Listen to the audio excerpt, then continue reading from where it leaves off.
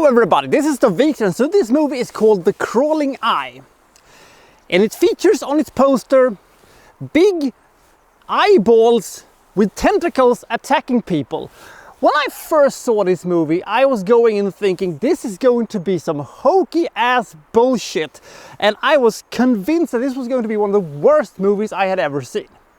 It turned out it wasn't.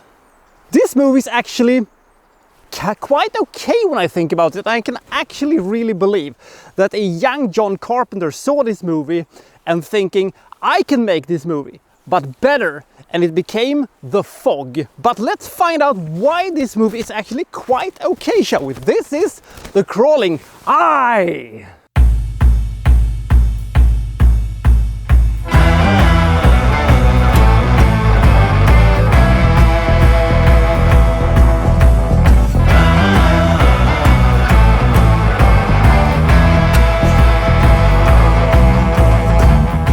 And Pilgrim are in Switzerland and they're heading towards Geneva for some kind of a convention of some description. It isn't that important.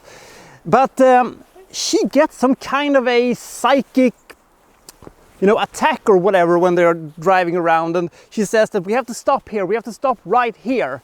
And right here is actually a place called Tollenberg, which, lies high up in the Swiss Alps, and they're staying at, some inn and stuff like that. And they're being told that people have, started, go missing and presumed killed in the mountains, and nobody knows why.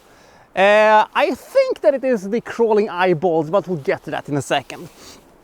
And we also have some kind of scientist says that there is some kind of an evil entity up on these mountains, hiding there, that we do not know what it is. And now we have a classic 1950s B-movie going on.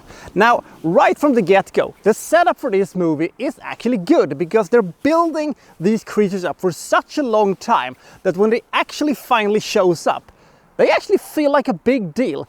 They even made them kind of slightly scary, because they took their time. They took their time of building them up and building up this eerie, scary atmosphere. When you do that, and when you have a very limited screen time with the actually, eyeballs that, of course doesn't look very good or intimidating or scary or anything like that, you have still built them up to the point of that you actually kind of believe them.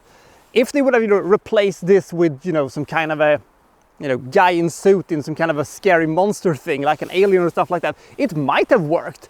But still, even when the crawling eyeballs with the tentacles shows up and start killing people, I kind of actually still bought it, because they did enough good things with them to, make me believe that they were there. Sure, it was models and showed, and sure, it looked hokey, but it still looked okay. This is a type of movie that you can watch and enjoy unironically. And sure, the effects are bad, and sure, the acting is hokey, and sure, this is kind of ridiculous, but it still works in some sense. This is not a good movie, but it is not a Burt I. Gorton production. It still looks okay, and you're still kind of waiting for the moment where, the eyeball creature shows up, and the, attack when they're trying to get into this station that they're up in the end. It's kind of spectacular, even though it looks phony as shit. Do I recommend this movie? It's hard to say, considering it is a 1950s creature feature with some rather wonky special effects and some rather hokey acting. But I liked bits and pieces of it, and I walked away from it feeling that this was much better than it had any right to be, in my opinion. I was not a huge fan of the end of this movie, which was a little bit of a cop-out, and the entire story of the younger sister's ability, to have visions and stuff like that wasn't followed up good enough, but what you gonna do?